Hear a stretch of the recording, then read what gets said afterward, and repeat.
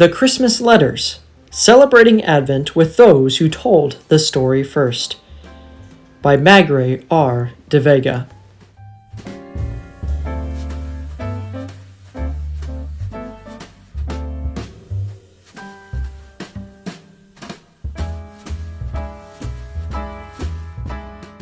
Chapter 2, Love Incarnate, the Word of Life Revealed.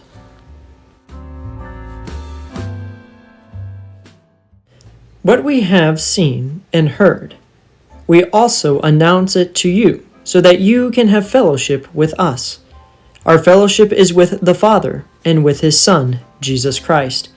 We are writing these things so that our joy can be complete. 1 John chapter 1, verses 3 and 4. Years ago, I went on a personal spiritual retreat at a monastery in the Midwestern United States. I was feeling adrift in my professional and personal life and was searching for clarity about some major upcoming decisions. For most of my time there, I attended prayer services with the monks 4 times a day. I went on long walks on a forest trail along a large lake.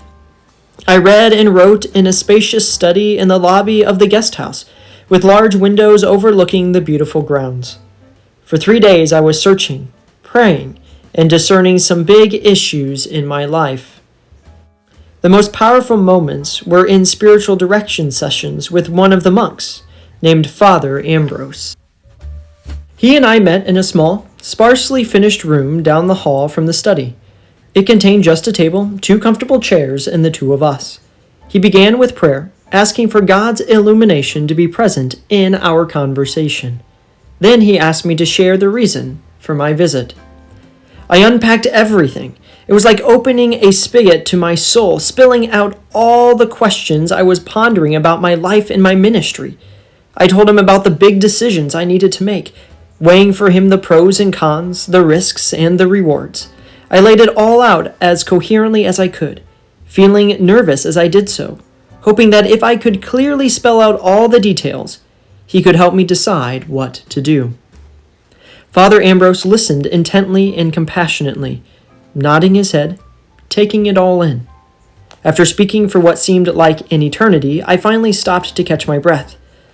But I was also waiting with bated breath to see what guidance he would give me. He sat in silence, his eyes looking upward for a moment as he pondered how to say what was in his heart. Then his eyes locked with mine, and he said, "Magrey, do you believe that God loves you?"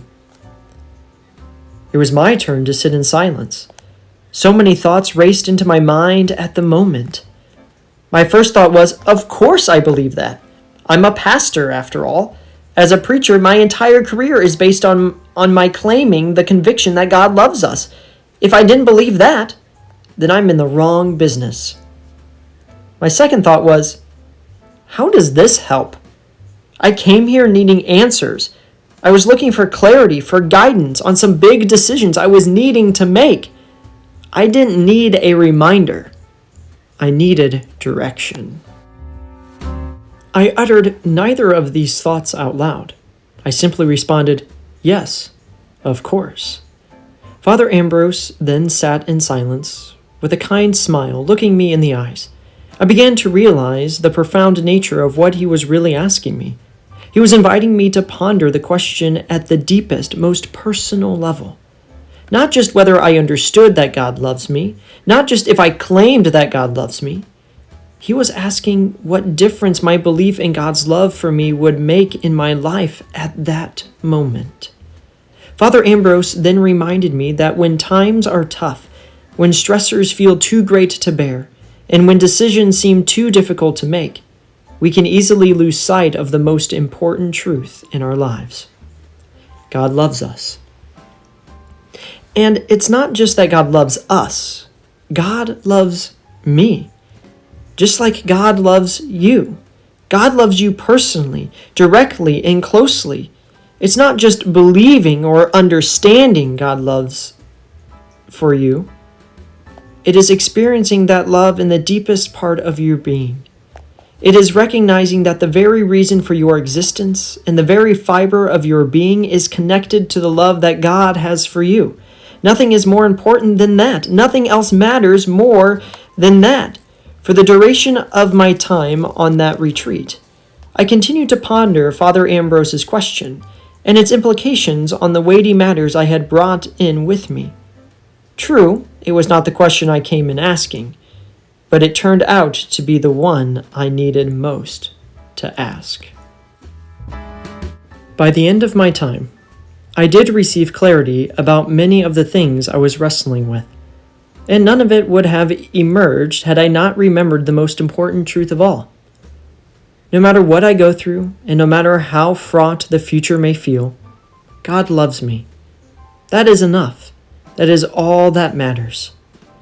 As you move through this Advent season, in what ways do you need to ponder and experience the truth of God's love for you?